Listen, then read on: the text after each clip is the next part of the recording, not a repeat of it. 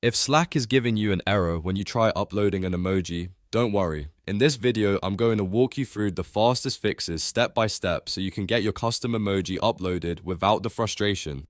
This is a simple troubleshooting guide, and if it helps you out, make sure to hit like and subscribe for more quick software tutorials just like this. First, let's check the image format. Slack only supports PNG, JPG, or GIF files for custom emoji uploads, so if your file is anything else, that could be the reason it's failing.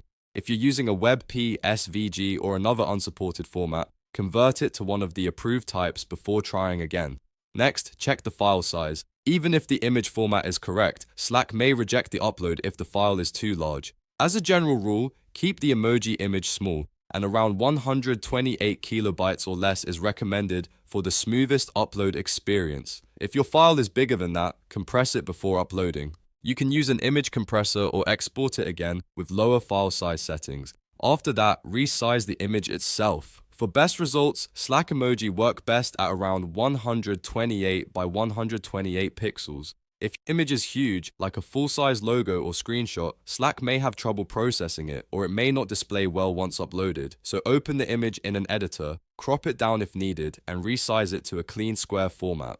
A small, simple image usually works best because custom emoji are designed to be compact and readable at a glance. If you still see an error, the next thing to check is your workspace permissions. In Slack, go to your workspace name, then open Settings and Administration, then Customize, and then Emoji. Depending on your role in the workspace, you may need administrator permission to add or manage custom emoji. If you don't have the right access, Slack may stop the upload or hide the emoji settings entirely. So make sure you're signed in to the correct workspace and that your account has permission to customize emoji. If everything looks correct and it still won't upload, try renaming the file with a simple name, then upload it again.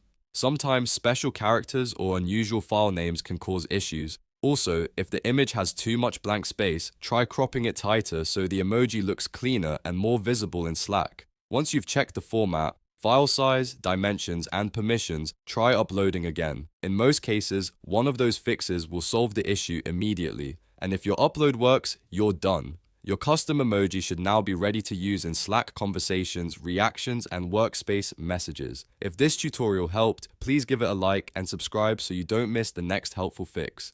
Thanks for watching, and I'll see you in the next one.